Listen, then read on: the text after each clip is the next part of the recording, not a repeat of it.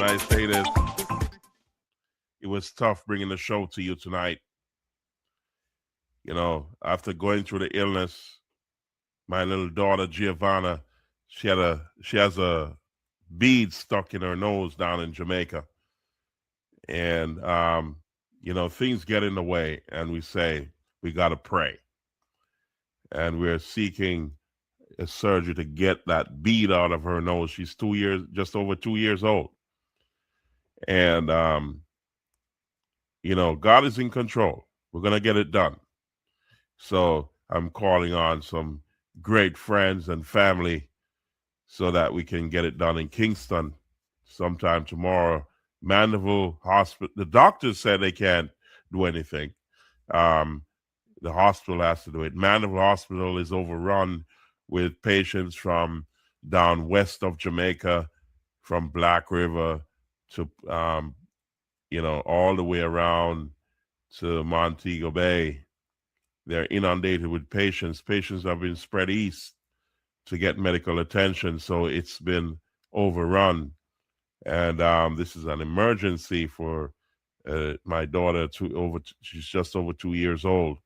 So we're actively, and I'm waiting on the phone to ring tonight to see if we can get her that medical help to get that bead out of her nose.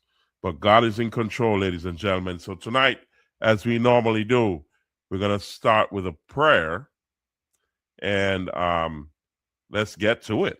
You know, God is always in control. So let's get to it, ladies and gentlemen. I'm telling you, it's been some testing times, we call it. And these testing times test your faith in Jesus Christ. Just remember that. And prayer, we're going to give a prayer for strength tonight. So let's get to it. Let me share that with you so we can get to it. So, ladies and gentlemen, I'm off location. I'm not in the studio, as you can see. And I'm not too sure how things are going with the audio.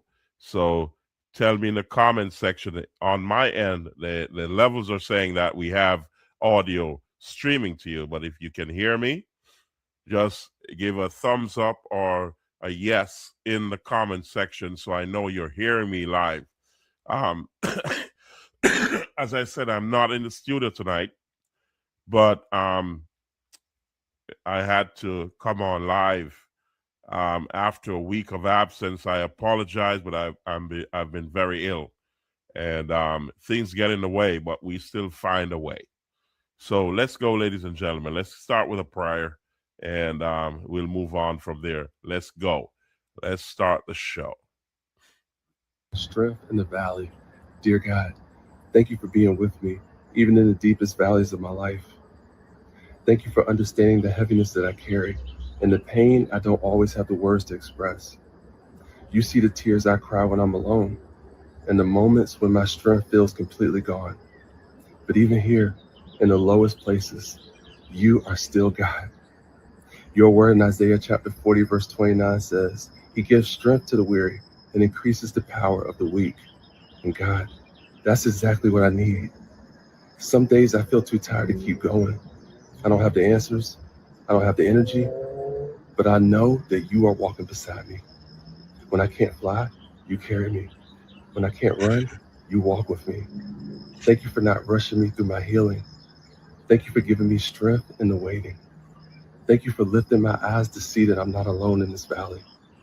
You are everlasting. You are faithful. You are the one who never grows tired or weary. So I surrender this heaviness to you. I give you my grief, my worry, and my anxiety. Give me supernatural strength today. Let me rise again, not in my own ability, but through the power of your presence. I believe that you are working, even when I don't see it. Even in this valley, you are leading me forward. In Jesus' name, amen. Amen, ladies and gentlemen. And I say amen again. It is awesome when you keep your faith strong in Jesus Christ. So like, share, subscribe, comment, click the notification bell. Let me give you a little bit more inspiration. You know, I like to give inspiration in tough, especially given that these are tough times and it's testing times that we're in right now. And you got to recognize and strengthen your faith in Jesus Christ. It is amazing when you bend your knees and give your all over to Jesus Christ. It's amazing because he answers prayers. Maybe not in your time, or he may send the blessings, but you have to have eyes to see and ears to hear. You know what I mean? So it may not be what you want, but it is the avenue to open the doors to your real blessing if you know what small mercies are. So let's go. Let's give you a little bit more inspiration so we can move on with the show. Here we go. God gives his hardest battles to his strongest soldiers. Whether it's the creator, the universe, or life, he'll put hardships and obstacles in your path. You'll need to become who you're meant to be. If you're watching this video, it's not a coincidence. God has an important message for you. There will be times when you wonder what you've done to deserve this, when you'll be overwhelmed by the suffering that comes into your life and makes you want to quit. But always remember that the hardest moments are actually the ones that you will learn from the most. Embrace these moments because God is teaching you how to stay resilient and persevere in life. You never realize how strong you are until being strong is your only choice. Soon you will realize that some of your greatest pains will become your greatest strengths. God gives his hardest battles to Let's his hear that strongest again, soldiers. ladies and gentlemen. Whether it's the creator, the universe, or life, he'll put hardships and obstacles in your path. You'll need to become who you're meant to be. If you're watching this video, it's not a coincidence. God has an important message for you. There will be times when you wonder what you've done to deserve this, when you'll be overwhelmed by the suffering that comes into your life and makes you want to quit. But always remember that the hardest moments are actually the ones that you will learn from the most. Embrace these moments because God is teaching you how to stay resilient and persevere in life. You never realize how strong you are until being strong is your only choice. Soon you will realize that some of your greatest pains will become your greatest strengths. God, I'm telling you, that is absolutely true. And I'm telling you, it is amazing. You know, I want to also, coin an anthem for RAMP Promotions, because this last week has taught me a lot that I've seen in the past, but it's a lesson, a life lesson. I call it life lessons. And, I said, I was coming across this music video that befits what my thought process was at the time this past week when I'm going through what the events of this week. Because when you're down, a lot of people count you out. Nobody's a lot of people do not seem to want to even interact with you because you're down. I was ill, and even some of my closest did not even ask how you're doing. It's amazing, when you're down. And when you care for a lot of people, it hits hard. But always remember, keep your faith strong in Jesus Christ, because that's your rock, your strength, and that's how you persevere and overcome and grow stronger. Because I tell you, my faith is in Jesus Christ, and I'm strong as a rock. I'm God's soldier. So here we go. Let me give you the new anthem of RAMP Promotions, and you'll understand what I mean when you hear this. Let's go. Let's share this with you. Here we go, ladies and gentlemen. I'm going to share this with you. This is now the new anthem, and I got to kind of narrate in between because I've got to contact the owner of the song so that we can play it in its entirety without being disturbed, but I can do snippets of this so we don't have a copyright infringement. So this is now the new anthem, and I say this strongly. Listen to the words, ladies and gentlemen. Here we go. I don't care if they talk shit. I don't talk to hypocrites. If you hate me, that's just fine. Go on down and get in line. They try to tell me what I need, and it sure ain't nothing good for me. Don't care what they say, it's all just talk. Gonna head my way and walk my walk. They try to bend me, but I won't break. I pay no mind to the noise. You know, this is a new anthem, ladies and gentlemen. This is not RAMP Promotions, the real deal podcast show. Listen. Swing, but I won't flinch. I was built for times like this. So talk your shit, but be aware. I don't care. Goodness gracious me. The new anthem of RAMP Promotions, the real deal podcast show. This week has taught me a valuable lesson, and I've moved to another level on this. I say, welcome back to the show, ladies and gentlemen. This is RAMP Promotions, the real deal podcast show. Welcome. You know, like, share, subscribe, comment, click that notification bell, because I'm telling you, it's amazing what you can achieve if you only believe in Jesus Christ.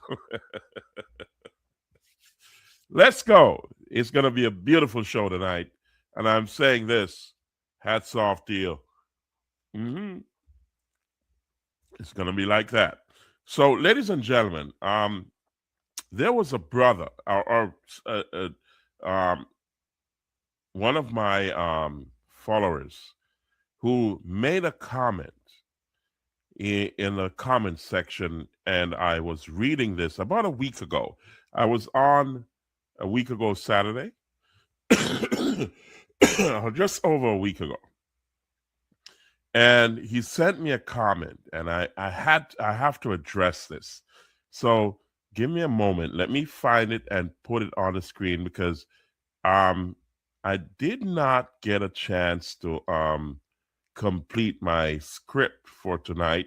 However, I did just a quick shot of it, and I wanted to bring this to you because I have to address this the person who sent this in, and it was absolutely necessary that I bring this to the fore. So let's get it on the screen, and I'm trying to get it up here. So just bear with me a second while I get it up. And I was very drawn back as to what is this person really wanting? What is he really saying, or is this person really thinking of what is really going on in Jamaica at this moment in time?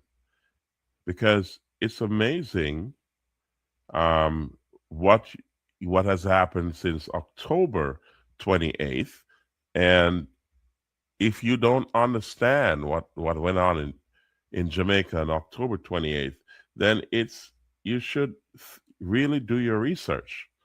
And this person just, off the cuff, made some frivolous comments, and I want to address that. Not frivolous. I'm not going to say frivolous. I'm going to say the person just spoke, out of, patriotism. Let's put it that way. Let's say the person spoke out of patriotism for Jamaica, but really did not understand the words they put across and what actually it means to say what they said. So I want to bring it to you. Let me see if I can get it up here, because it's in the wrong format, and I'm hoping, yep, there it is. So, ladies and gentlemen, let me kind of bring it into perspective. So this was a, let me bring that to you. Okay, so I lost my screen there just a moment ago. Let's bring it back on the screen. And I want to explain to you what exactly this person is saying. And I'm going to respond to this respectfully for the gentleman who, or the person who made this. He said, please take down this video. That was the last video I did. There are crucial inaccuracies in your comments. You said 2/3 of Jamaica is damaged and the other one third is hailing. Not true. Jamaica will start to accept tourists by mid-December. Your fake news will put this in jeopardy. The eye of the hurricane went across Jamaica in the west and about 20 miles wide area of destruction. Jamaica is 145 miles long. The extreme west, Negril, is not badly damaged. Negril is open for business. It's a major tourist location. The rest of Jamaica was not badly at all. This must be understood. The real problem is the town of Black River is totally destroyed. The same for houses in the destruction zone. Do this correction and replace this video. Someone else comment, we need your help around the world as their life you guys send to Jamaica is all into Prime Minister pocket, opposition and all their friends. The people get none away from entertainers and people of God that turn up. We get nothing. Shame, shame, shame. They want to shut up. Help, shame, shame. Okay, so I'm going to address both comments respectfully.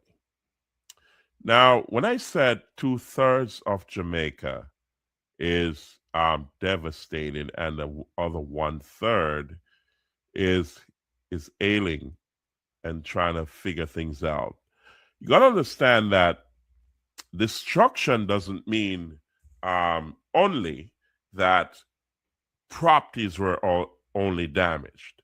And if you check the 14 parishes, and I've spoken to many people around the 14 parishes, and these, in every parish, there was some form of damage. So therefore, in addition to that, the commerce of Jamaica has been damaged as well. The normal day-to-day running of the economics of Jamaica was also damaged, and that in itself creates a domino effect. So when I say 2/3 of the country is damaged, you got to understand that not only was there physical damage, there was also financial damage, and there was also economic damage. So the 1/3, that's the east, that was not so much damaged, has to be figuring things out for the entire Jamaica. So therefore, even though there are pockets of areas that will accommodate tourists, you can understand that these areas are going to be have to figure out their plan to accommodate the bulk of people who are disenfranchised from the rest of the country.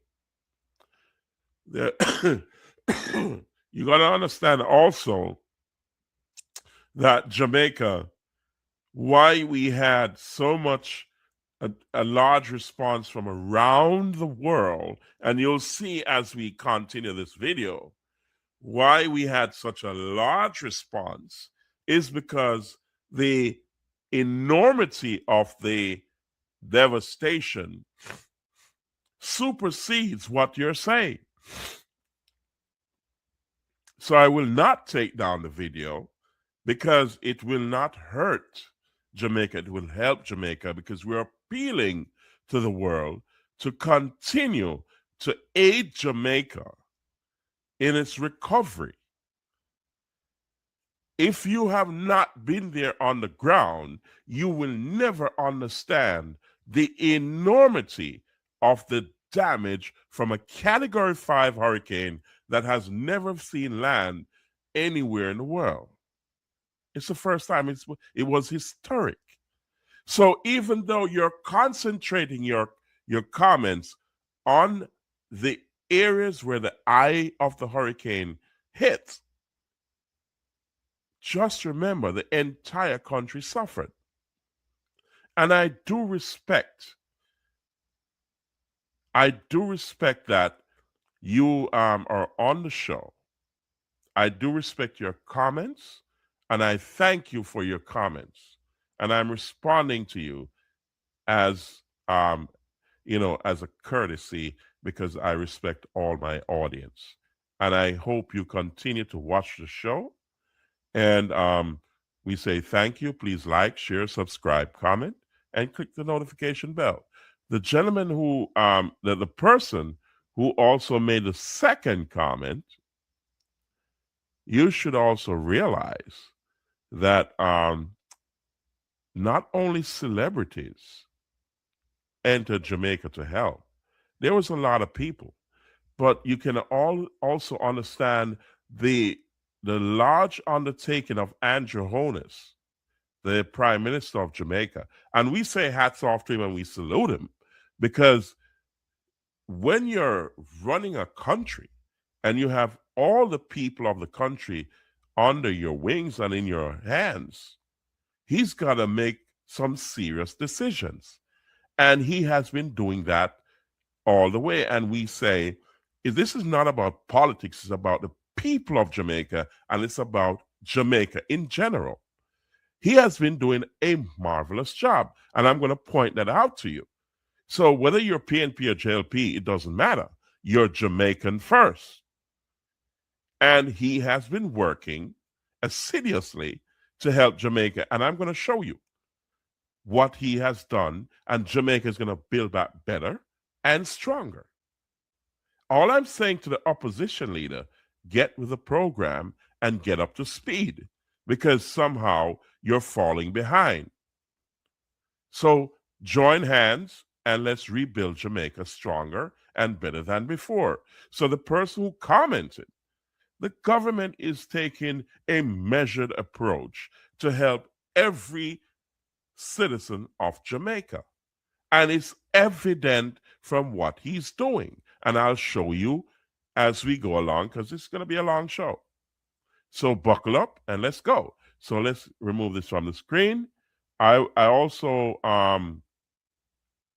gathered some information that is easily accessible to each and every one in the world. It's on Google.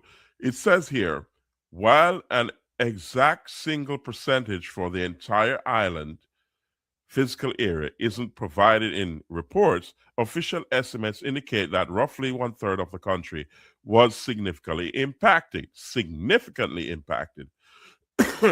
with the total physical damage valued at approximately 41% of its 2024 GDP. The storm made landfall as a catastrophic Category 5 hurricane in late 2025, October 2025, primarily devastating the western parishes of Jamaica. Extent of the damage. The damage was extensive, particularly in the western regions of the island, which bore the brunt of the storm's 185 miles per hour winds. And I said in my last podcast that that's where the scale stopped. They stopped measuring from there, because you had wind gusts far exceeding, based on my research, far exceeding 250 miles an hour. So that was bigger than a Category 5 in my estimation, because my research tells me that a Category 5 is at 155 miles per hour wind. This was measured at 185 when they stopped measuring. The sheer scale of the devastation makes Hurricane Melissa the costliest hurricane in Jamaica's recorded history. The parishes it went into the parishes as well. So you can understand the magnitude of what happened in Jamaica. And please, ladies and gentlemen, think carefully. Think carefully. This is huge. It was historic, and so was the response. So therefore, as we move along, and let's get that off my screen, remove, and here we go. So as we move along, Jamaica has been resilient, and the people, I must say, hats off to them. Although there was a lot of frustration, or is a lot of frustration, there was a lot of relief going on, and we're going to move away from the relief. This is my last show talking about relief for Jamaica, because you got to continue to send your relief, but now Jamaica is in a recovery mode. All right. So while I'm there, let me pause to send condolences to a family member. That's Mr. Leon Lloyd, who lost his grandmother in Downs District in Manchester. Mr. Leon Lloyd, his grandmother passed away. We call her Auntie Esmond. She has been close to me, and she's very dear to me. And we say, God gave her wings, and we pray for her soul. So we got to say hats off to Mr. Leon Lloyd. Also, we're going to big up DJ Latta, who's out there in the world taking care of business, and hopefully he'll be back on the show whenever he can. We can't say he's going to be back here permanently. He has a lot of stuff he has to take care of, so he'll be in and out whenever he can. And we say hats off to his family and also his friends and companions. So I wanted to share this with you. Jamaica has been absolutely resilient amidst the devastation that happened to Jamaica. And I wanted to show you this of how celebrities came in. I can't do all the celebrities. It's a short show. This show is too short for that. But I just wanted to show you this picture, how it resonated with a lot of people around the world. How people of Jamaica are so resilient, and the people of the world, how they respect the people of Jamaica. They turned up to help. So let's just dive into this. Check this out, ladies and gentlemen. It's so befitting for this moment here.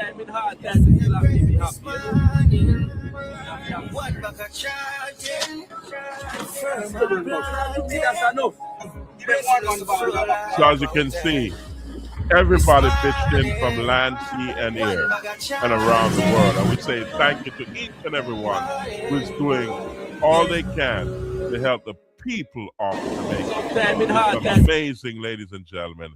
And I say it's a beautiful thing. And we say hats off to the government of Jamaica for making it a beautiful experience, even though we're amongst tragedy. And I say this, let's check this out.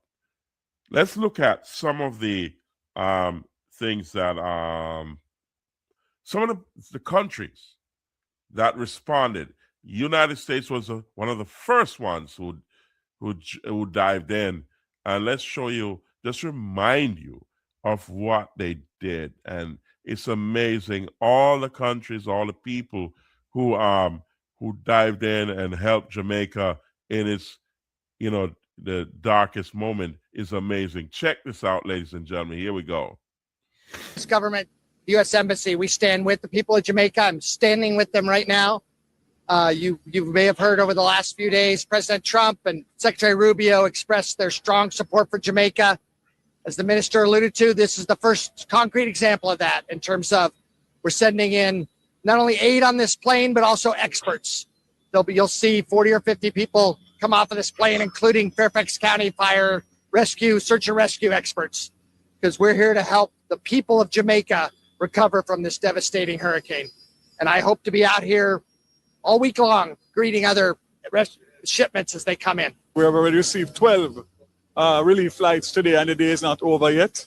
We are really thankful for this huge shipment on this huge plane that has arrived here, courtesy of the U.S. government. And I'm understanding that there's many more to come, including a number of assets, meaning helicopter assets, that can act as hospitals and also search and rescue and distribution. So this is great news, and I want to just send a signal of reassurance and confidence to the people of Jamaica, some of who feel that nothing is happening. It's been 24 hours, 36 hours since the hurricane. So we are moving as fast as possible, but obviously logistics are always a challenge in the height and aftermath of a disaster. But this has given me great reassurance that the world loves us, loves Jamaica, and obviously is going to do everything to help us to rebuild as quickly as possible. I want to thank the U.S. government, charge of affairs, very much for all of this, and we look forward to seeing what's coming out of this play now. So, ladies and gentlemen, as you can see, it has been an enormous response, and the U.S. government was one of the first. So let's check out, let's look at it from a different perspective as we chart our way through all of this. So here we go. Let me share this with you. These are just reminders of how of the response of some of the countries that have stepped in to help Jamaica in the darkest time and in the earliest moments of the disaster. So let's go. Here we go, ladies and gentlemen.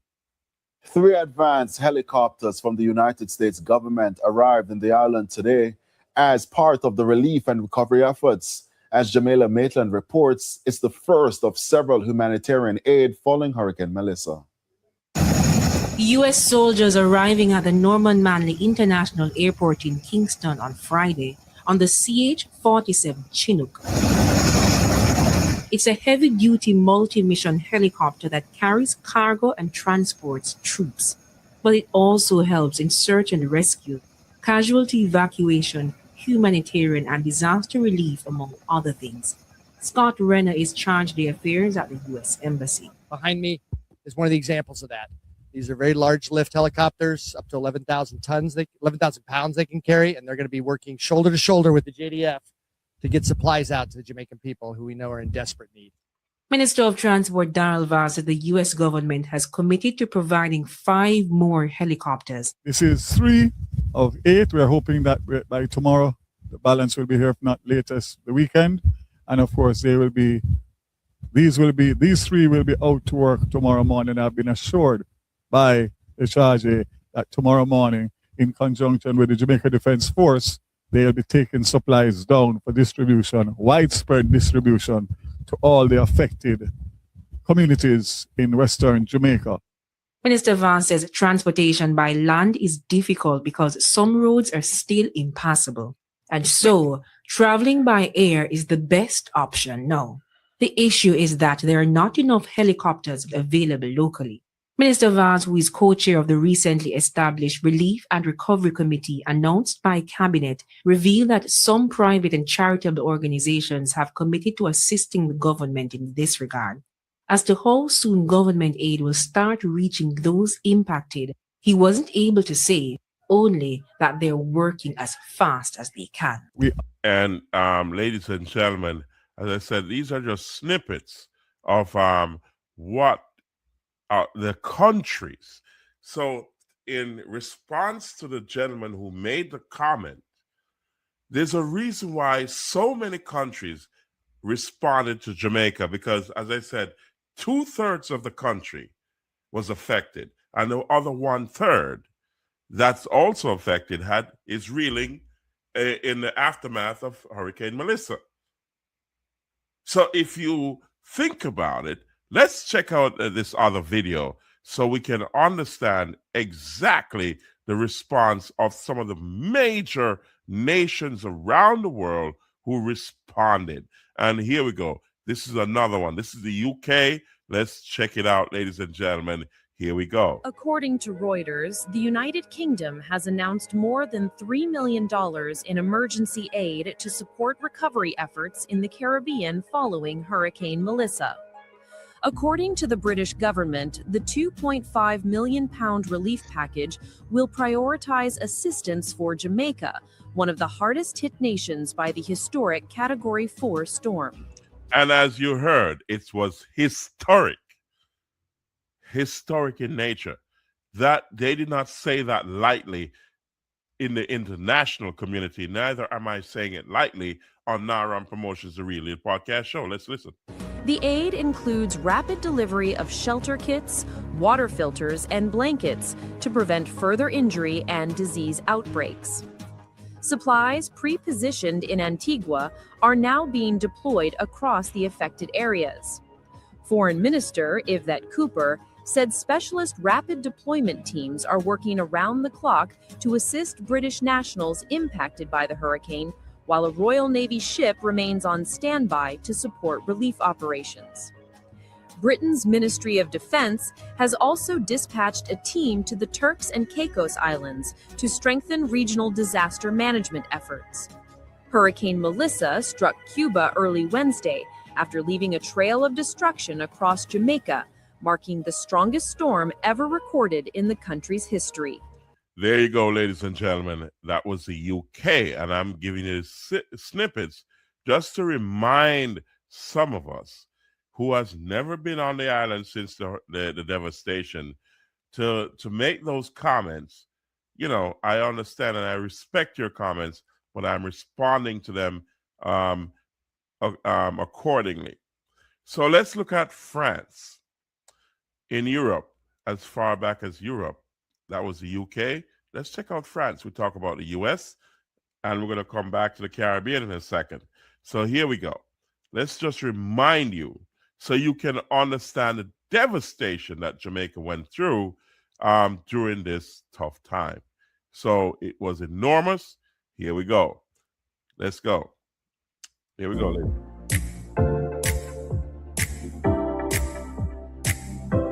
This was France. And as you can see, arrival of supplies from France. This is another major country that also responded to the devastation in Jamaica. And if you think that Jamaica was only damaged in certain areas and that was it, think again. As I said, it's not just physical damage, it's financial damage and economic damage. So 2/3 of Jamaica was affected. And if you really think about it, the entire Jamaica was affected. Think about it carefully. As this was France. So I touched the US, the UK, and this is France. Let's check it out. Let's check out something, another one again. Let me help you to understand my statement, what came to the fore when I was talking. All right. So let's go back closer to home. This was El Salvador. El Salvador dispatched humanitarian aid, also relief personnel, and also a lot more they provided to the country. Here we go. Check this out, ladies and gentlemen. This was El Salvador.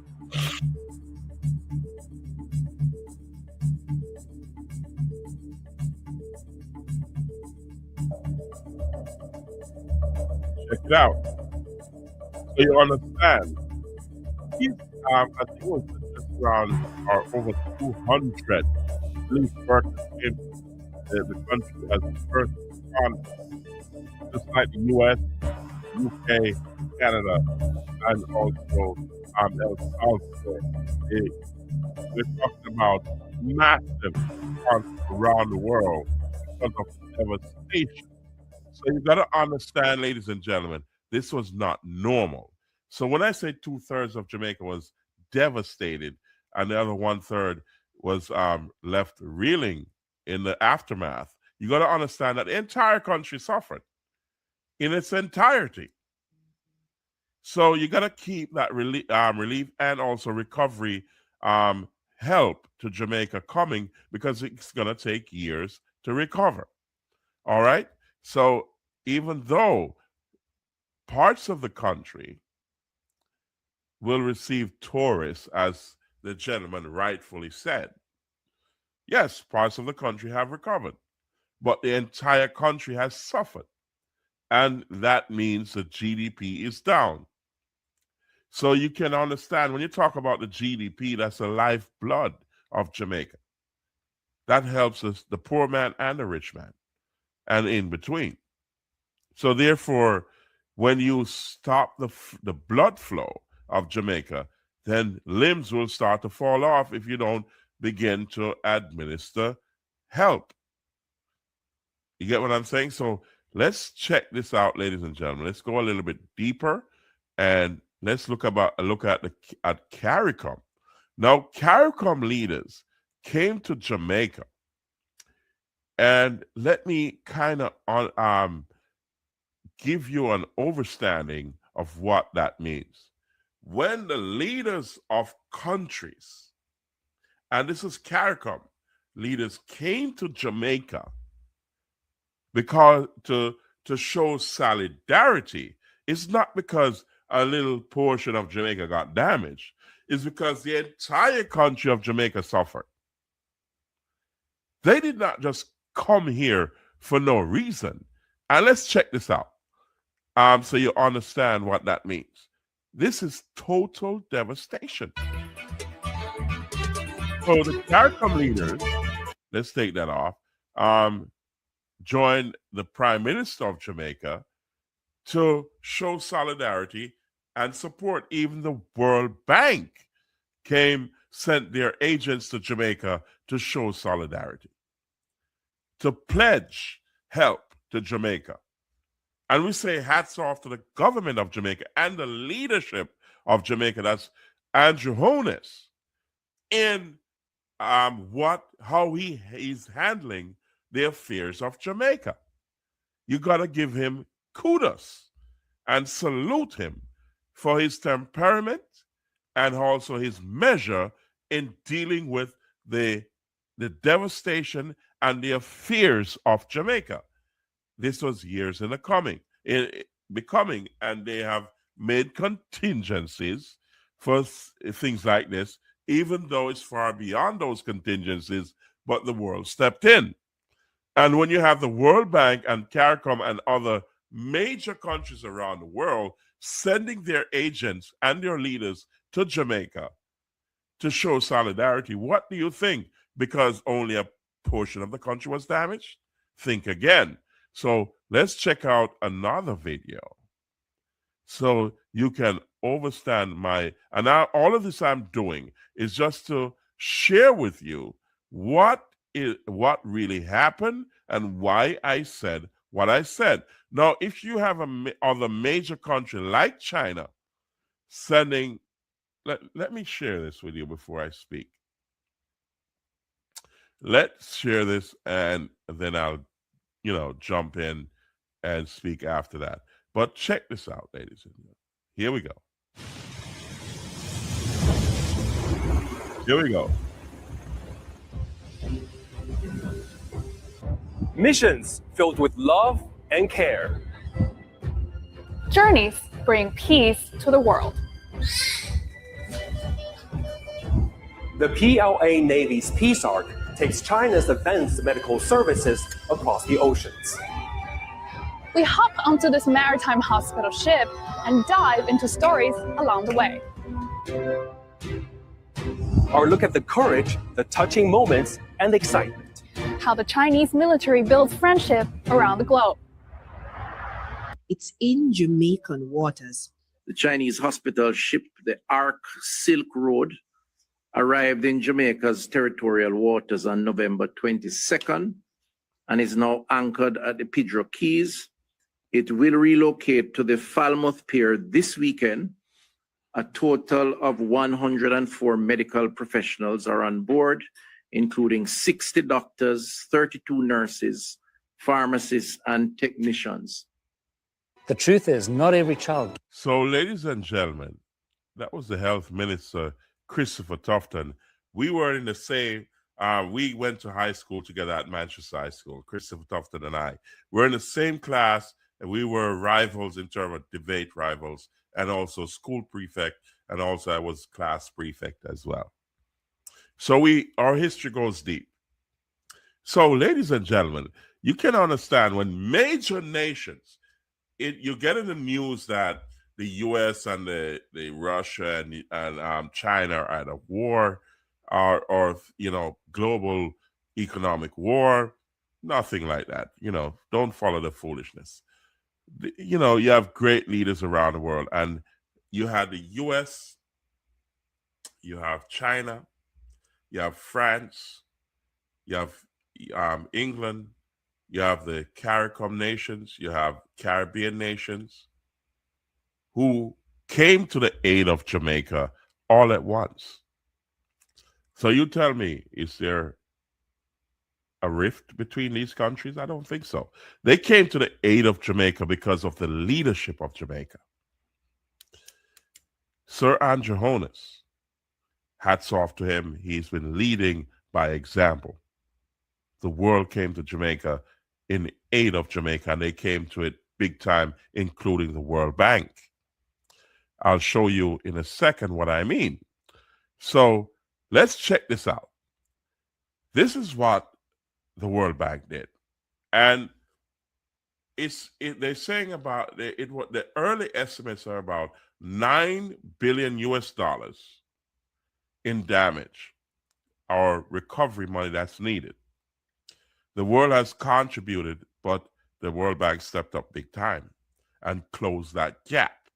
Jamaica still needs your help to recover because there's a major gap to fill. But I need to show you this. And this is all kudos to the careful leadership of the country of Jamaica. That's Andrew Holness and the Jamaica government.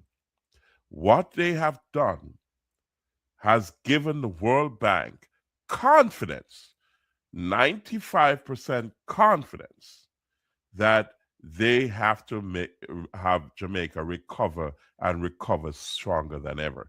Check this out, ladies and gentlemen.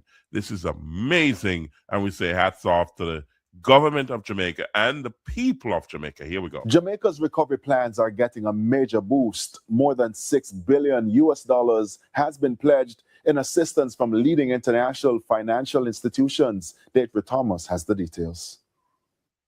To receive a massive international support package of up to $6.7 billion over the next 3 years to aid recovery and reconstruction following Hurricane Melissa. The fund comes from 5 major institutions: the World Bank Group, International Monetary Fund, International American Development Bank, Caribbean Development Bank, and CAF at the request of Prime Minister Dr. Andrew Holness. The package combines emergency financing, grants, and private sector investment. But with the national damage estimated at $8.8 billion, that's equivalent to 41% of the country's 2024 GDP, the road to recovery will require sustained investment. Therefore, over the next 3 years, $3.6 billion could also be provided to support national reconstruction. This includes up to $1 billion each from the CAF and the World Bank, $1 billion from IDB, $200 million from the CDB, and $450 million from the IMF through its rapid financing instrument. This unified response aims to help Jamaica rebuild responsibly and strengthen Jamaica's resilience against future disasters. Prime Minister Dr. Andrew Holness has announced that a body, the National Reconstruction and Resilience Authority, will be established under law to lead the reconstruction. Deidre Thomas, TVJ News. So, as you heard, ladies and gentlemen, that's amazing, and that shows the resilience of and also the leadership of a man, Dr. Andrew Holness. He has led Jamaica in the right direction. So, I'm going to ask Cliff Hughes to comment on that, because I echo what he is saying. he's saying. Here we go. Let's go, ladies and gentlemen. Check this out. Hug it up, tough luck. That is the reality. That is performance. That is management. In 33 days, less than 5 weeks, the IMF, the multilateral institutions, are announcing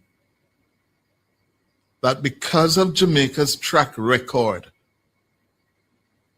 of fiscal prudence, they have already committed nearly $7 billion of the $9 billion that Jamaica will need over the next 3 to 5 years to rebuild after Melissa. That is an outstanding vote of confidence in Jamaica and the administration of Andrew Michael Holness. So, ladies and gentlemen, you know, this is not only my words, it's the words of critics around the world. And also, it is testament to the government's efforts to bring Jamaica to the forefront. We gotta say this to all Jamaicans. You're Jamaicans first. You're not JLP or PNP. You're Jamaicans. And when someone is doing good, you gotta give them their flowers and their accolades. Sir Andrew Holness is doing a great job. And if he didn't, then all these help will never have been materialized. Believe me, I'm not the only one saying that. Check this out. I'm saying to the opposition government, get up to speed. Get out of the old political foolishness and unite and get with the program. Poor people are suffering in Jamaica. They need help, and it's going to take years for that to happen. Andrew Holness is leading the country. Join hands and help the people. When the elections come, then we can differentiate your objectives from the other objectives. So be it. And I don't support, well, let's leave that alone. So therefore, it is now time to unite and help the people of Jamaica, because we're saying this to everyone in Jamaica, that you're Jamaican first. And you only know that when these devastations come around. So just join hands, help those who can't help themselves, and just be mindful that, look, Jamaica first. Okay? And that's what the Prime Minister is saying. So, ladies and gentlemen, let's check out another video. Let's check this out. This is from Dean Jackson Miller. And this is a message to a certain faction of the Jamaica government. Check this out. I wanted to share this with you, and you tell me what you think in the comment section from what Dean Jackson Miller said. Here we go. She's not holding back. Here we go. In her latest video, Dion said the PNP can't keep relying on old-time politics. Let's check this out. She says it's Deon Jackson Miller not playing. She just called out Mark Golding in the PNP, and trust me, she's not holding back. In her latest video, Dion said the PNP can't keep relying on old-time politics. She says it's time for real reform, real leadership, and a real connection with the people. According to her, if the party doesn't change, Jamaica will simply move on without them. She called it a wake-up call, not an attack, but a warning. What you think, Jamaica? Tell me in the comments, and make sure you check out the full video now on Mishi Deck's commentary. So, ladies and gentlemen, you understand where I'm coming from, that this is not a time for partisan politics. It's a time for unity. It's a time for strength. It's a time to join hands and build back stronger and better than before. It's only in everybody's interest to do so, because if you bicker amongst yourself, argue amongst yourself, then everything will fall apart. Jamaica is going to build back stronger and better than before. As you can see, trust me, in 5 years, you will not recognize how advanced Jamaica is going to be. It is prime time for to join hands and be a part of the solution rather than the problem. Here we go. So let's check out another video. You know, this is Mommy Bay in St. Anne's, Jamaica. I want to show you some of what is going on down there. And this is amazing because these are some of the strongest buildings in Jamaica. And this was prior to the hurricane, and it's going to be amazing because you're going to see a lot more of these developments across the island. Here we go, ladies and gentlemen. Let's check that out. At one of the newest and most talked about developments in St. Anne. This is the Emerald Rowing River, located right here in the Mommy Bay area. This project sits in one of Jamaica's fastest growing resort and residential corridors, just minutes away from Ocherius, Duns River Falls, and the North Coast Highway. The Emerald Rowing River is a modern river-themed residential and lifestyle development designed to take advantage of the natural watercourses flowing through Mommy Bay. So it's a mixed-use community featuring residential units, landscaped river features, green spaces, and recreational amenities. It aims to blend nature, sustainability, modern architecture, focusing heavily on the natural rowing river systems that run through the property. So one of the major focus areas is drainage and water management. Because the project revolves around the natural rowing river, engineers are implementing channels, retention basins, and reinforced embankments to guide water flow safely through the property. So everything is being considered with these new developments. And moving forward, there's going to be, according to the Prime Minister of Jamaica, there's going to be considerations for all these damages that the hurricane created. So they're going to mitigate a lot of those risks with the new development. So things are changing. So it's not business as usual. Here we go. So let's check this out, ladies and gentlemen. Here, let me while that is going on, there's history being made at the same time by members of Jamaica across the globe.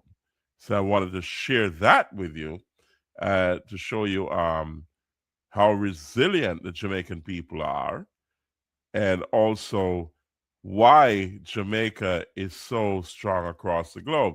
Check this out, ladies and gentlemen. There are moments in sports that make the whole world stop.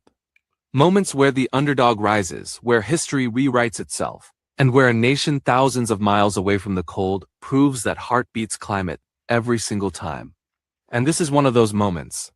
Because in Whistler, Canada, on one of the fastest, most dangerous, and most unforgiving bobsled tracks on the planet, Jamaica didn't just show up, they took over. They walked away with not one but 2 medals, 1 gold, and 1 bronze, a Caribbean shockwave that the world absolutely did not see coming. Whistler is no joke. This isn't some beginner's slope. It's the same icy monster built for Olympic competition. It's steep, it's brutal, and it's a place where only the world's most elite athletes can even survive, let alone win. But on this chilling Canadian track, a team from a warm Caribbean island, an island where the closest thing to snow is shaved ice in a syrup bottle, came to make history. Jamaica arrived determined, disciplined, and carrying the hopes of a proud nation on their shoulders. The main event was the 4-man bobsleigh, the flagship race. It's the one everyone watches, the one where raw speed, explosive power, flawless precision, and unbreakable teamwork all have to collide in a perfect storm. Team Jamaica loaded into their sled. The tension was palpable. The whistle blew, and then, boom! They exploded off the start line with a push so powerful, so aggressive, the entire venue reacted with a collective gasp. Down the Whistler ice they flew, a blur of green, black, and gold. Their run was clean, it was tight, they were completely locked in. Every single curve was taken with absolute perfection. Every turn was surgical. Every shaved millisecond made the announcers lean closer to their microphones, their voices filled with disbelief. By the time they hurtled across that finish line, Jamaica was in first place. They had set a time that no other team could beat. A new chapter had just been written. A gold medal had been earned. And history had been made. This was So you understand the resilience of the Jamaican people. Imagine coming from a tropical island and you have won gold in a winter sport. Hats off to Jamaica and the Jamaican people. And we say salute the Jamaican people for those achievements, even amidst the devastation. And I'm saying this, ladies and gentlemen, it is not ordinary. So you can understand at this moment in time, hold on a second, let me get this off my screen. Yeah. So, I want to mention this, that this is the last show I'm going to talk about relief. We're going to mention recovery because you got to continue to support the recovery effort. But I'm not going to talk about relief anymore. This show is done with that.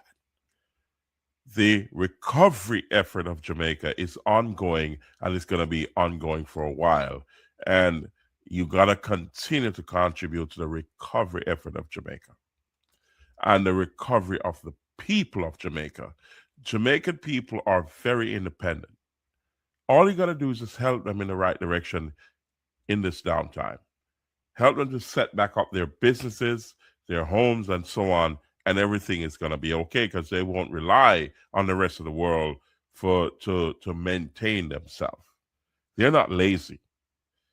They're very proud people. But when you have devastation, just as any other nation that has devastation, Jamaica will respond to help them. Jamaica needs your help right now to recover.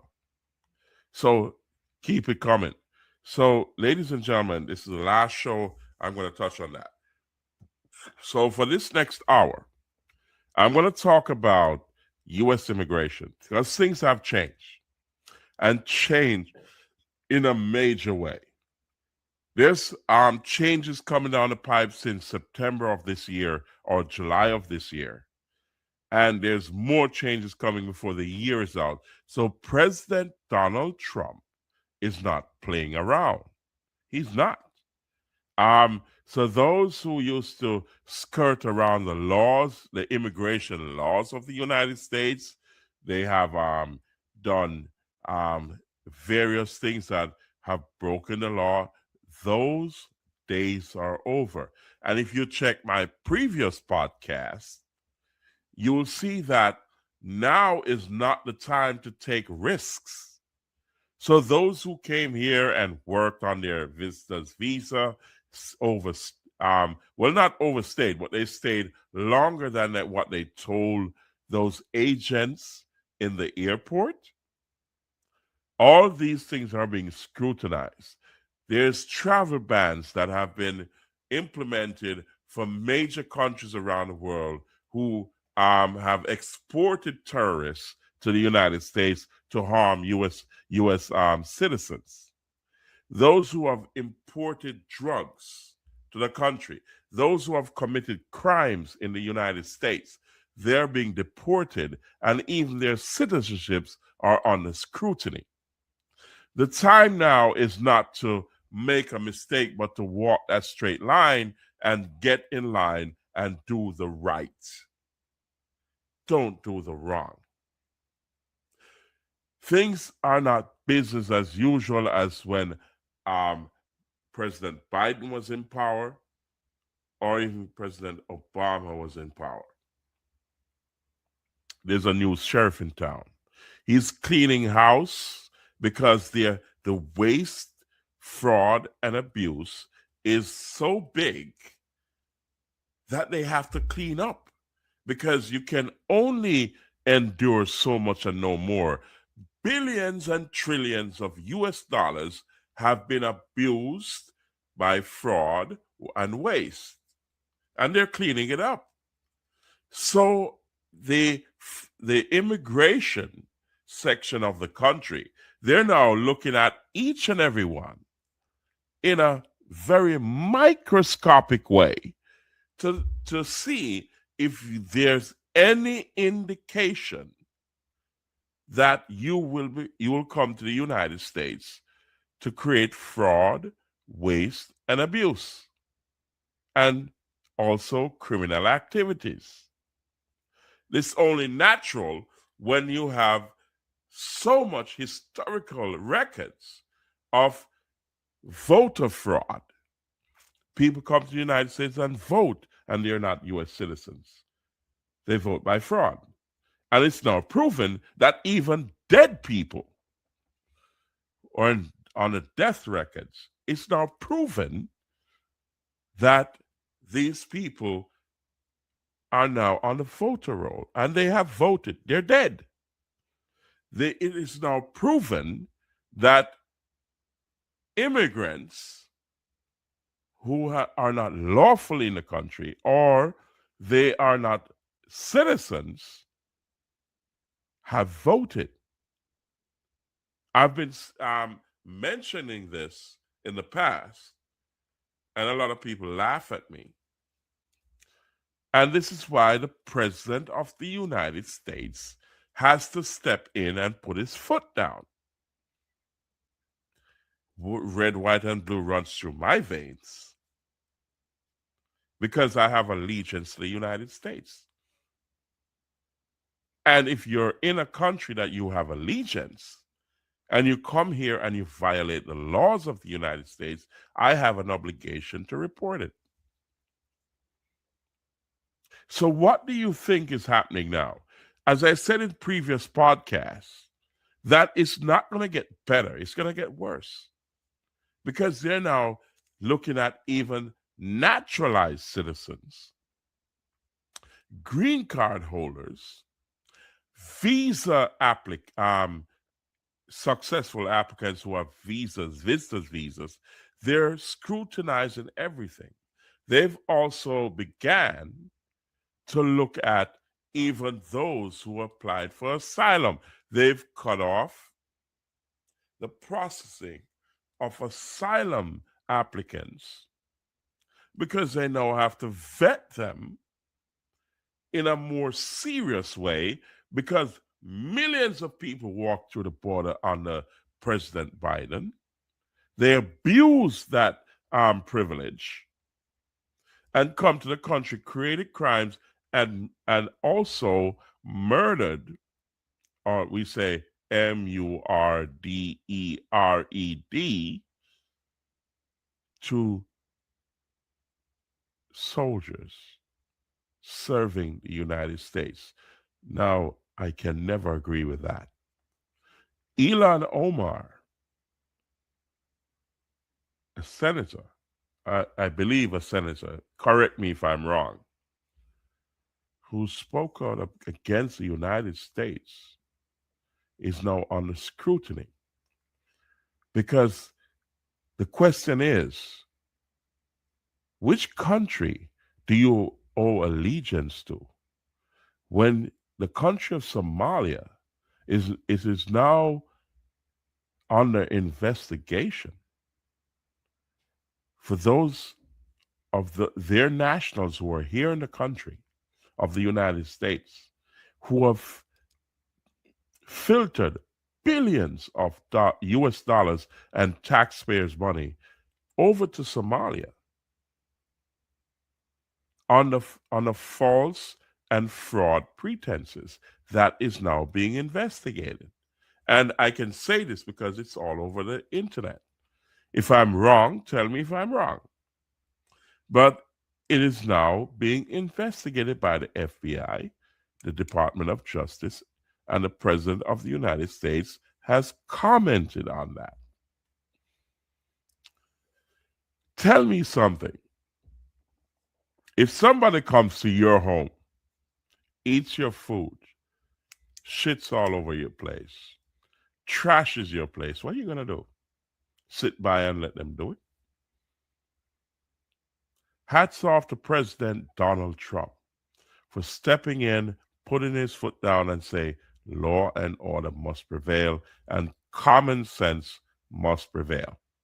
No matter which country you're from, you're not going to allow people to shit on you, to take advantage of you, to steal your money, steal your food. There's millions of Americans who are standing by, looking on to see the abuse and fraud that others have come to the United States and created. They're driving luxury cars, they're earning millions of dollars, and even when you're collectively billions.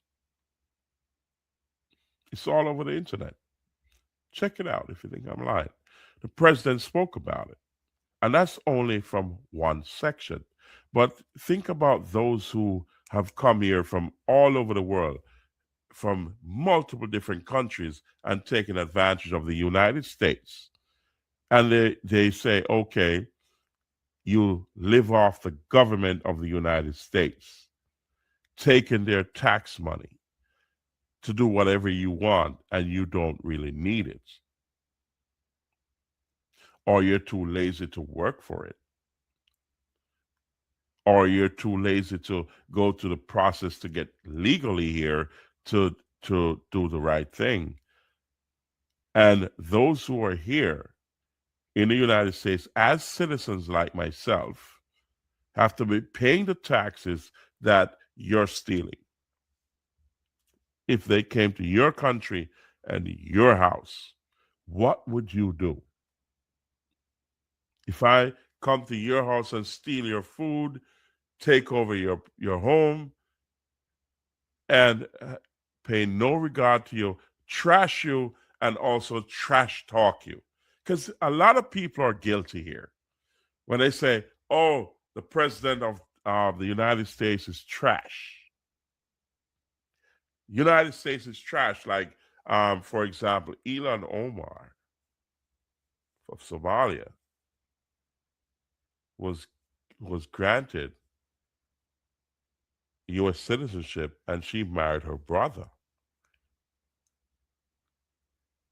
And she's saying Americans are stupid. What? There's a saying in Jamaica, you can't stay atop a cow and cut cow. So you're in the United States enjoying the safety and security and the privilege of being here in the United States, and you're saying Americans are stupid and Americans are watching you, and you're a senator? I think a senator. Correct me if I'm wrong in the comment section. Are you for real? Come on. Now, the United States is shutting down. The president of the United States said, listen, we are going to vet. We're going to stop processing from certain countries, especially third world countries. You know, it was in the making. All the abuse, fraud, and waste caused this. He did not get up overnight and say this. It's a cause and effect. So if you abuse a certain system, if you fraud a certain system, and you steal from a certain system, and you create crimes within the country, what do you think is going to happen? Business as usual? You're going to defend criminals, fraudsters, and those who are trashing the very place that you live and you pledge allegiance to? Let common sense prevail, ladies and gentlemen. This is not a joke. Let's dive in and show you the cause and effect of those who have abused the system. And now it's time for action because things have changed in a major way. Let's go and check this out, ladies and gentlemen. Here we go. Let's start here and move our way up to the closing of the show. Here we go. Let's bring this to the forefront. Here we go. Hello, everyone. Welcome to the U.S. Immigration Hub. Breaking news.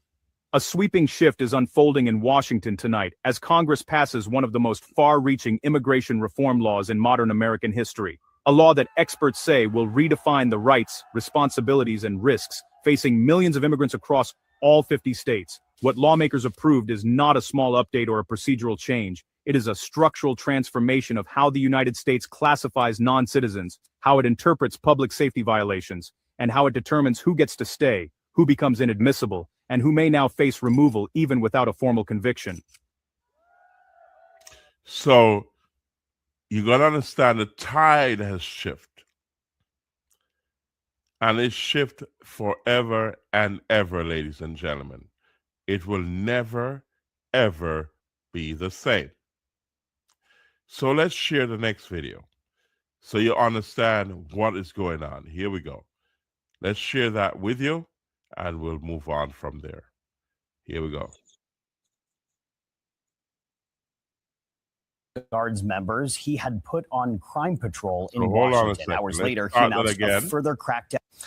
It was President Trump who announced the death of Specialist Beckstrom, one of the Guards members he had put on crime patrol in Washington. Hours later, he announced a further crackdown on immigration. CBS News has learned it includes a pause on all asylum decisions. Weijia Jiang is in West Palm Beach, Florida.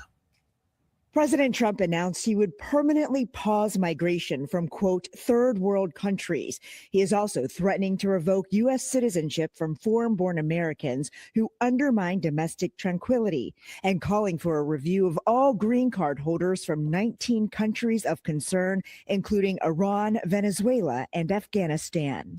So do you understand the magnitude of what has happened here? It's a domino effect. And it's a cause and effect. What got into that person's mind to murder 2 U.S. service members? Are you stupid? So what all of these crimes against the United States has now come to fruition. There is a response, and a big one too. Go big or go home.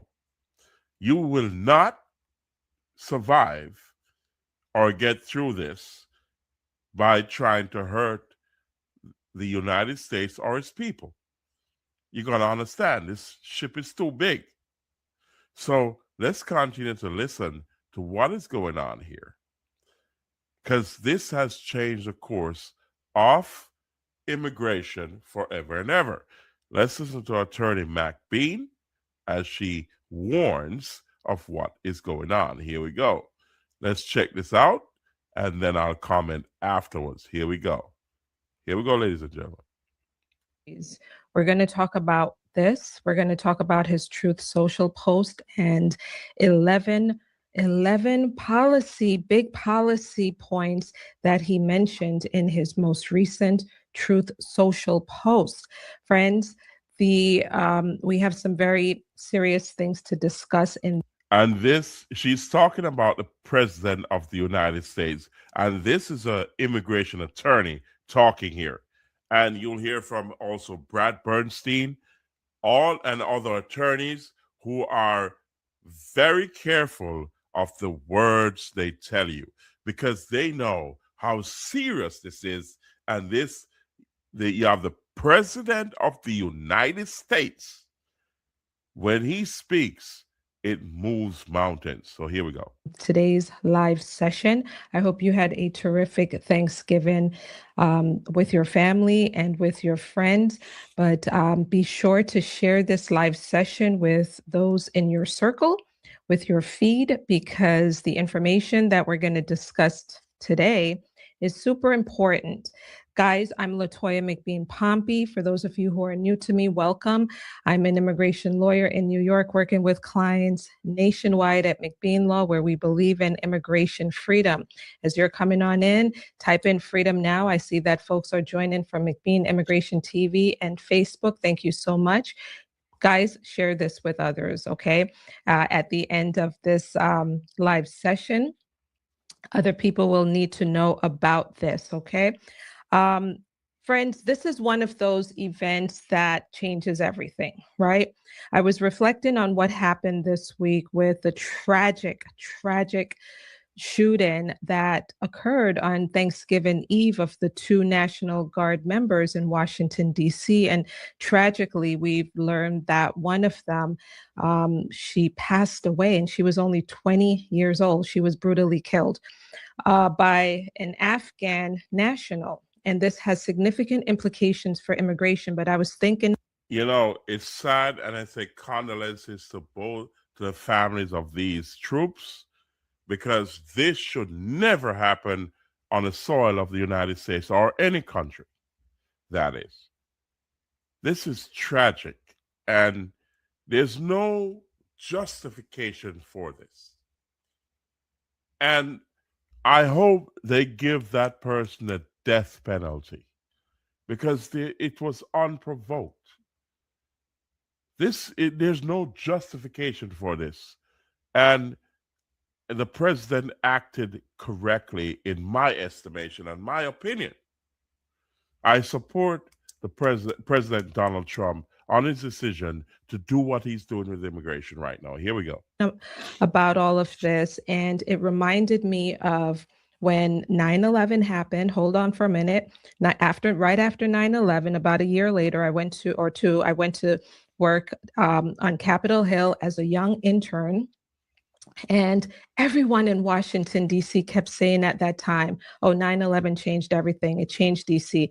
Every single person who I encountered around that time kept saying how much it had changed Washington, D.C. I think what happened this week, it feels to me similarly to how I felt back in those days, that this changes immigration, at least under this Trump 2.0. It changes immigration in a significant way, and we're going to get into it. And rightfully so, because the abuse of the privilege of leaving your country to come here for a better life, this is not what you're supposed to do when you get to another man's country or another people's country. Embrace the privilege and also better your life. I call this a prisoner's dilemma. All of us are in this together. And if all of us work together, we can make this country stronger and better. And even the country that you're coming from can also benefit to make your country stronger and better. But if you come here for destruction, then it's time for the death penalty. Why are you coming here to kill the people of the country? It does not make sense. Why come here? Stay in your country. And I agree with the president. Here we go. Unfortunately, the two National Guard members were killed. One was killed. One, I believe, is still in critical condition.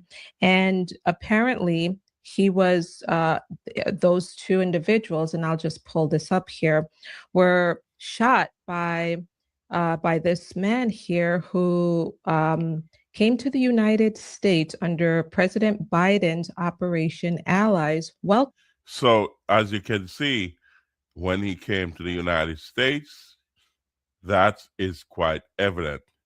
So, it's sad. Let's check out another video to show you what is really going on here. And it's not business as usual, ladies and gentlemen. It's a big, big deal. So don't think that you can just come here and it's going to be business as usual. The hell no. Here we go. So let's check this out. Here we go.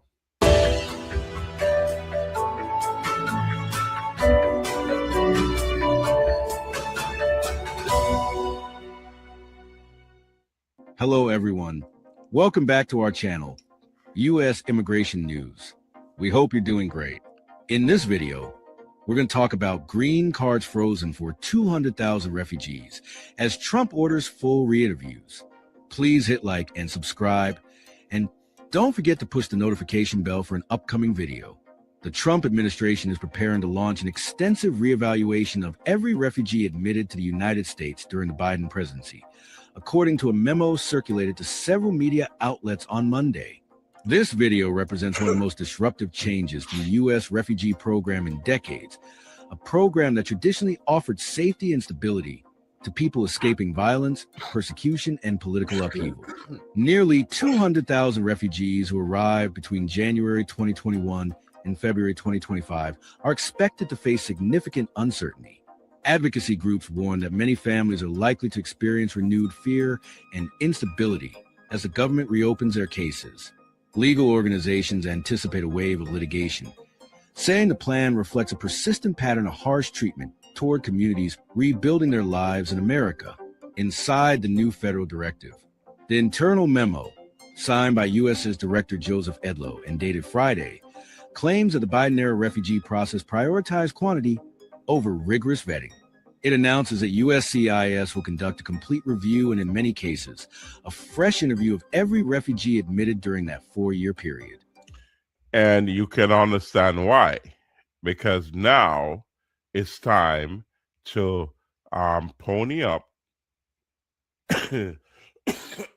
and be subjected to additional scrutiny. And that's for the safety and protection of the citizens of the United States. It's only natural it's going to go that way. What do you think if some people said, oh, the good must not suffer for the bad? Of course you will. What do you think? We're going to separate you out? Of course it's going to happen. They're going to vet across the board because too much has been going on. Waste, fraud, abuse, and criminal activities. What do you think? Because you are okay, you think you're not going to be vetted? Come on. Speak to the people from your own country that came here as immigrants and got legal. Tell them to stop doing what they're doing. Be a voice for your own community. Tell them to fall in line and be a mouse on that treadmill to add taxes to the country of the United States and to live a good life, because those taxes pay for your security and your well-being. So good schools, security, good roads, and so on and so forth. That's what it is. Because you come here for the American dream, to be secure. You don't have wars here where bombs are dropping, and also fraud and that good stuff. President Trump is weeding it out because you have some bad actors. And for him to weed it out, he has to go across the board to everybody. What do you think? You're going to get away? Goodness gracious me. Ladies and gentlemen, welcome back to RAMP Promotions, the Real Lead Podcast Show. Let's touch into some more U.S. immigration. U.S. immigration has changed forever and ever. Not business as usual. Not by a long shot. And they're targeting legal residents too. Check this out. Let's hear from Attorney McBean. USCIS a few days ago issued a statement on its website called DHS Strengthens Integrity in Nation's Immigration System, Returns to Common Sense Legal Immigration Levels. Guys, one thing you need to understand is this. USCIS is being led by individuals now. If you look at their background, if you look at where they've worked before moving to USCIS in these appointed roles, you will see that these are individuals who believe in lowering the level of immigration, taking it from this number to a much lower number. And I'm talking about legal immigration here, meaning that fewer people would be approved for a visa, fewer people would flow into the United States, fewer people will become US citizens. They're trying to decrease the levels. When you hear the word levels, that's what's going on here. And that's what the big emphasis is by DHS and USCIS, guys, is making. So you understand the trend of the U.S. government. You understand what's going on here? Okay, let me help you out and share a little bit more from Brad Bernstein. Okay, that's one of the bigger attorneys here in the United States. Here we go. Check him out. If you think I'm wrong, check this out. You may now be getting your visa denied at the U.S. Embassy because you're overweight. Your belt buckle is a little too big. And that's going to be an embassy counselor's decision after staring at you right at your interview for your visa. And no, this is not a joke. State Department has just updated their public charge rules and says if people are overweight, the assumption is that you will get sick in the United States and need government assistance for medical care. So overweight people are going to need to show a lot more financial documentation in order to get a visa. Otherwise, they'll be denied for being overweight. How insulting. You're fat, denied. And how ironic that there's lots of U.S. government employees interviewing you for visas that themselves need to go on a diet. So you understand the cause and effect, right? That right now, right across the board, everything is being scrutinized. You know, it's like you touch a bee's hive or a wasp nest, you shake it, and all these wasp and bees come out, and you feel like you're not going to get sting. Come on. Some people are saying in my circles that, oh, why one person should dictate what happens to everybody. It happens because they shake the wasp nest and shake the bee's hive. So what do you think is going to happen if you're in that circle? You're going to get sting. It's only natural. It's common sense. So if you behave badly online, now that they're scrutinizing your social media, remember when you trash the U.S. and say, the president is this, the president is that, and F America? It's on your website. It's there forever. Guess what happened? They say loose lips sink ships. So your loose lips gave you the denial because your opinion is now part of your forte, your history, your who you are and what you think about this country. Especially if you're here and it's helping you, even naturalized citizens, they're going to scrutinize. Check this out. Let's look at some more videos about open borders and birthright citizenship. Let's check this out from Andrew Branca. He's an attorney. I think he's on the bar of the Supreme Court. Let's check him out and hear what he has to say. They've clamped down on open borders, and it's now, I think it's about time. Here we go. 16,000 visas revoked for DUI, 12,000 visas revoked for assault, and 8,000 for theft. We also know about 8,000 student visas for foreign students studying here in the United States have been revoked. We're going to get you the full breakdown on those numbers. It means get people out that are in our country, get them out of here. I want to get them out. We got a lot of people in our country that shouldn't be here, and they came in through Biden, and he was the worst president in the history of our country. But the single biggest thing he did was allow millions of people into our country that shouldn't be here. Drug dealers, prisons were opened up and allowed to come into our country. You take a look at the people that were allowed to come into our country. We're paying a big price for it, and we will for years to come, including the recent killer of two wonderful National Guards people. And I'll tell you what, that animal should not have been allowed to come into our country. President Trump is deporting garden. These are liberal criticisms. President Trump is deporting garden variety illegal immigrants, not just those who've committed violent crimes. Surely that's not what you voted for. No, that's exactly what I voted for. Okay, well, now he's using drones to blow up narco terrorists in the Caribbean. Surely you didn't vote for that. Nope. Again, that makes me happy. Well, how about this? He's sending the National Guard to major cities to impose order. That's a posse comitatus violation. Surely you didn't vote for the precedent that sets. Yep, all of it. All of it. I voted for all of it 1,000 times over. My only. So you can understand the sentiments of true-hearted, patriotic Americans. Let's hear from President Trump about birthright citizenship. Remember when you got a visa, especially if you're a female, you got pregnant in your country and you waited until it's almost 3 months left for you to have babies. You come to the United States, you got a 6-month stay, and you'll have the baby here, and that baby become American citizen. The Supreme Court is now going to hear those cases.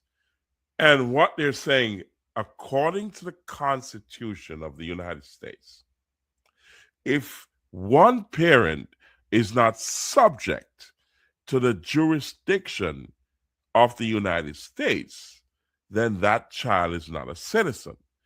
Take it seriously because it's in the Constitution.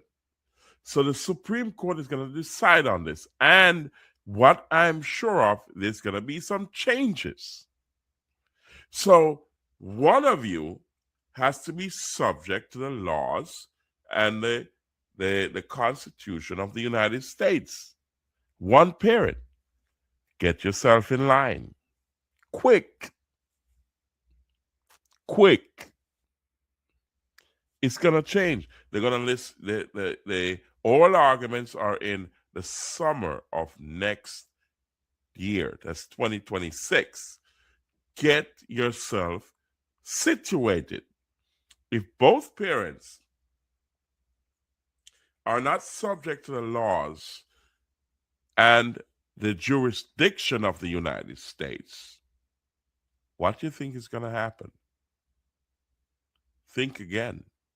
So let's look at another video regarding that, because President Trump signed an executive order when he first got into office on January 20th to deal with this, and the Supreme Court is now going to hear oral arguments.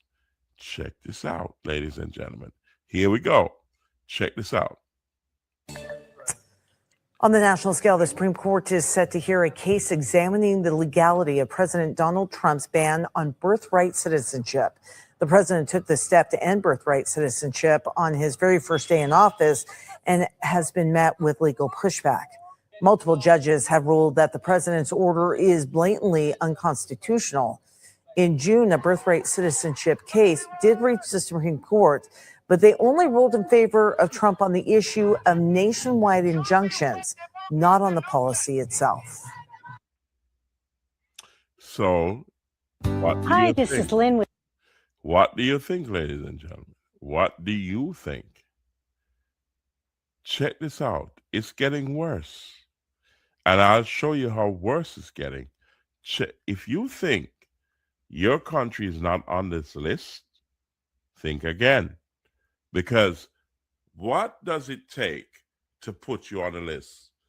Let's check the crime statistics of the people who came from your country, wherever you are in the world, and came to the United States and committed a crime. Why wouldn't you be on the ban list? Let's see what's going on here. This is just the beginning.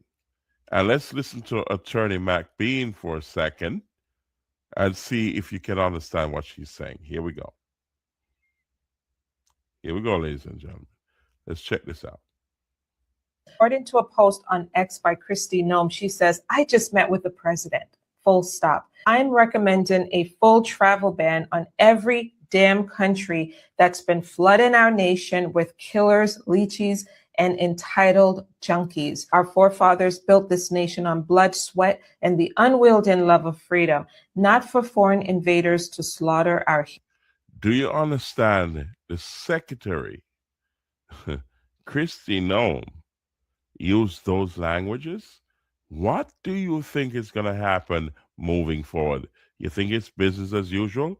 Use your common sense here. Heroes suck dry our hard-earned tax dollars or snatch the benefits owed to Americans. We don't want them, not one. All right, this is pretty big, right? And it sounds a little scary. We already have a travel ban of 19 countries, and the government had promised that they were going to do a review after a few months to see whether these. Now I've heard that it's up to 30 countries. What do you think is going to happen moving forward?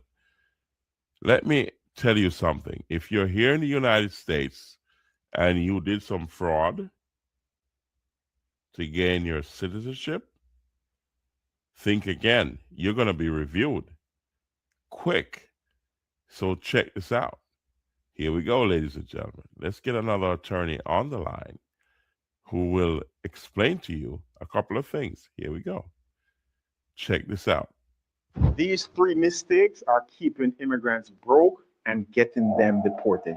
There's an IRS and ICE crackdown. I am your immigration attorney, Sekou Clark, and I have been seeing some wild things in 2025 and also some huge changes as well that you are fully aware of. But one massive change, which has been unprecedented, is ICE and the IRS. They're now sharing data. What does that mean? It means that the information that you submit to IRS, such as how much money that you've made, your social security number, your ITIN number, this is now shared with ICE. And guess what? Also where you work and where you live. But how is this dangerous? It is dangerous because it has been a long-term thing that IRS, they stay separate from other government entities, right? They keep your information private, right? If you hear somebody or see somebody guard their tax return for a reason, like they're guarding their firstborn, it is because it is such detailed and personal information. But guess what? It is no longer personal, especially if you have lost your status or you're in a pending status. Anything that IRS has, ICE will not get it. They will see where you work, how much money you earned, where you live, and it's no longer private. So how is this going to get you deported if you are an immigrant? Well, what I have seen happen is when you have an employer that hires an undocumented immigrant who has an ITN, right? And one or two things happen. They do not provide the W-9. They do not provide the W-9, which is necessary if they are paying an immigrant who has an ITIN number. So the employer, right, they know you don't have a work permit, but what guards them is they can say, well, it's an independent contractor. They have their own business and they provided an ITIN number. But the issue now is if they do not provide a W-9 and IRS comes knocking on their door, they can say, I didn't know that they were illegal. I didn't know that they didn't have a work permit. They have a valid LLC, they have an ITIN number. It's not my responsibility because they're an independent contractor. When ICE starts putting pressure on them, guess what they're going to do? They're going to give ICE all your updated information, meaning they're going to give that employer, along with IRS, will now give ICE your exact location. That employer is going to tell ICE that, look, I don't want any problems, but this is the information that they gave me. This is where they're staying. This is where they frequent, and they are here illegally, even though that's not my problem because they told me they were an independent contractor. I've seen it happen all the time. Huge issue going on because guess what? ICE and IRS, they are now working together. And you heard it, ladies and But gentlemen. For those who come to the country and think they can circumvent the laws of the United States, think again, because this is not business as usual. You understand me? So let's listen to about things about dual citizenship. Even that is now a problem. If you continue to say, okay, I'm I've naturalized as a U.S. citizen, but I'm still keeping my citizenship to the country that I came from. And you're acting as if when you're in the United States, you're a United States citizen, and when you're in that country, you're that country's citizen. You pledge allegiance to the United States. That means you owe allegiance to the United States, not to any other country, because you swear allegiance and to the United States and no other country. So let's check this out. Check this out, ladies and gentlemen, because if you think it's business as usual, check again, because this is a game changer. Here we go. This is it. A shift so serious, it could redefine your rights, your global tax responsibilities, and even the very way your American citizenship is interpreted under federal law. This isn't some minor policy tweak. This is a structural rewrite that could affect millions of Americans living overseas, travelers with multiple allegiances, and anyone who maintains deep ties to another nation. By the time you finish this video, you'll understand exactly what's coming, why it matters, and most importantly, what steps you must take immediately to protect yourself. So stay with me until the very end, because missing even one detail could cost you far more than you think. Hey everyone, welcome back to Legal Lens USA, your trusted source for breaking immigration updates, citizenship law analysis, and clear explanations of the policies shaping your future in America. Are you looking to establish your business using an address other than your home? Wish you had a professional. Here we go. If you're new to the channel, we simplify complex legal changes so you can make smart, informed decisions without confusion or fear. Today's topic is extremely urgent. We're diving into sweeping new changes to dual citizenship regulations that the U.S. government is scheduled to roll out in December 2025. And let me be absolutely clear. These aren't small adjustments. These are deep structural shifts in how the United States views, manages, and monitors dual nationality. These changes touch everything: your tax filings, your foreign bank accounts, your passport renewals, your voting rights, your eligibility for federal employment, even how your loyalty to the United States is evaluated.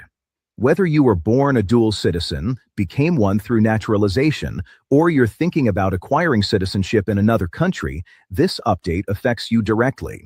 I'll walk you through every major change step by step, translate the legal language into simple English, and give you practical actions you can take immediately. Make sure to subscribe and turn on notifications so you don't miss any critical updates as December 2025 approaches. Now let me set the stage with some essential background. For decades, the United States has had what many experts call a contradictory or gray zone relationship with dual citizenship. The U.S. doesn't openly promote or encourage holding citizenship in multiple nations. In fact, the official stance has always leaned towards singular loyalty to the United States. Yet in practice, the U.S. government has tolerated dual nationality for years, sometimes intentionally, sometimes as a side effect of global mobility. Think about the naturalization oath. New citizens stand, raise their right hand, and declare that they renounce all allegiance to any foreign power. On paper, it sounds absolute, it sounds final, it sounds uncompromising. But in reality, the U.S. has not forced new citizens to surrender foreign passports, nor has it required them to formally terminate their other citizenships. Millions of naturalized Americans still hold dual passports, travel freely, and maintain rights in both nations. The same flexibility extends to people born with dual nationality, such as a child born in the U.S. to one American parent and one foreign parent. That child automatically becomes a dual citizen without any government challenge, And for decades, they've lived comfortably with two identities, two legal systems, and sometimes two homes. This broad tolerance created a huge population of Americans who built international lives, buying property overseas, investing in foreign companies, maintaining bank accounts abroad, pursuing careers across borders, or raising families who belong to more than one culture. But December 2025 changes everything. The era of flexibility is ending. The U.S. government has announced a complete overhaul of dual citizenship management, with stricter rules, tighter monitoring systems, and much harsher enforcement mechanisms. Why the dramatic shift? The government has listed several major reasons. 1. National security concerns. With rising global tensions and competing world powers, the government wants clearer insight into where dual citizens' loyalties lie, especially those working in sensitive or high security roles. 2. Tax compliance and global asset transparency. The U.S. is one of the only countries that taxes citizens regardless of where they live. That means an American living in Paris, Melbourne, Seoul, or Dubai is still required to file U.S. taxes. Officials believe some dual citizens have used their second nationality to hide assets, obscure income, or avoid reporting foreign wealth. 3. Financial security and anti-money laundering efforts. The U.S. wants more information sharing with foreign governments, more tracking with international accounts, and stronger enforcement against money laundering and offshore tax evasion. And that is a big, big deal, ladies and gentlemen. So take that for what it's worth. Let's dive in to a couple more videos, and I'm going to close the show.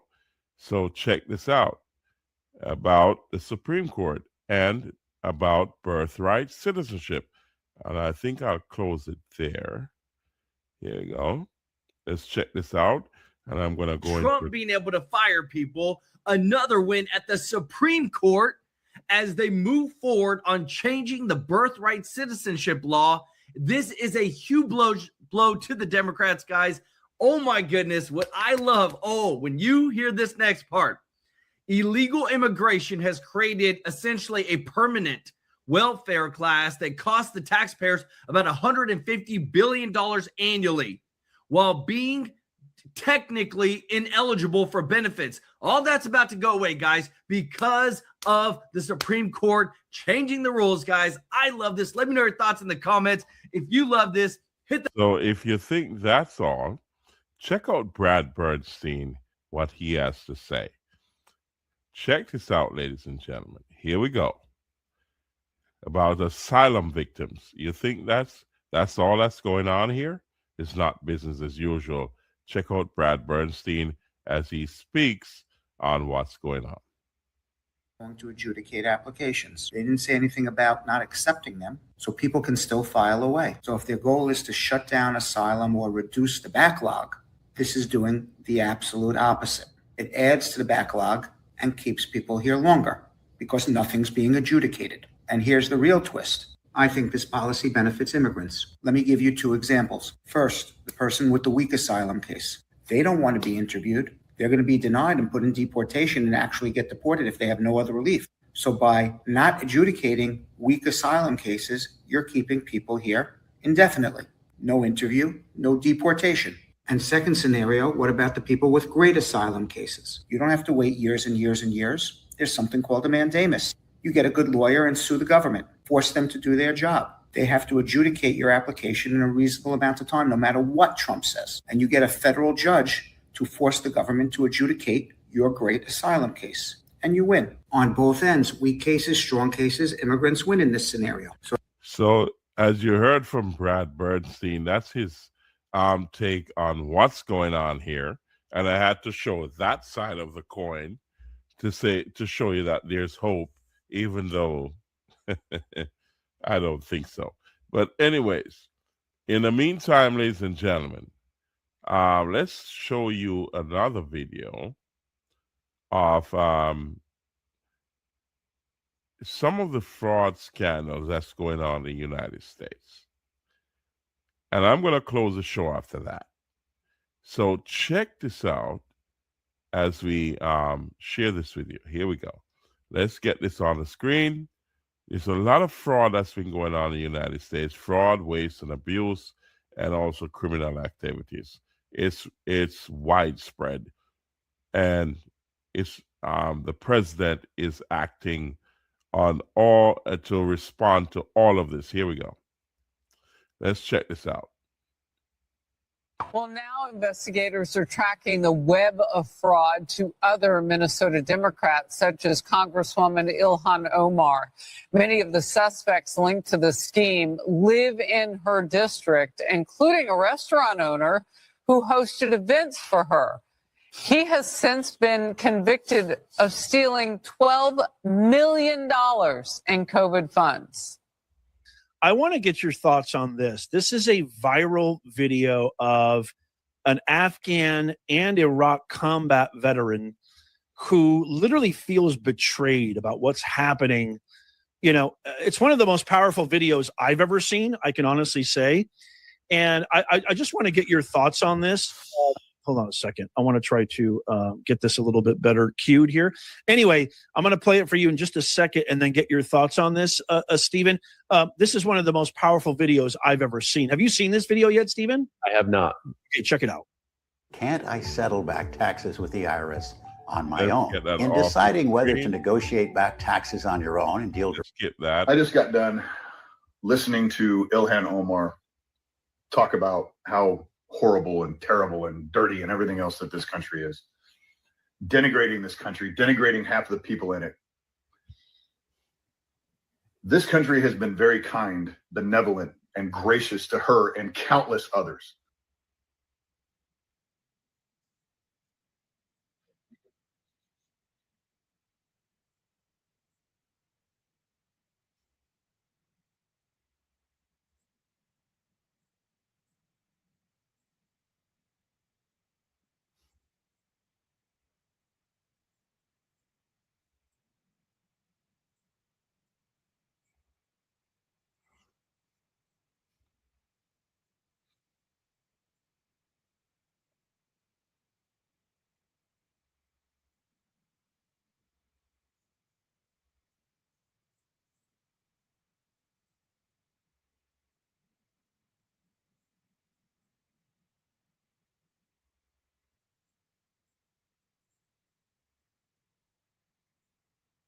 Field. I watched my son cry because he didn't know if or when he was going to see me again.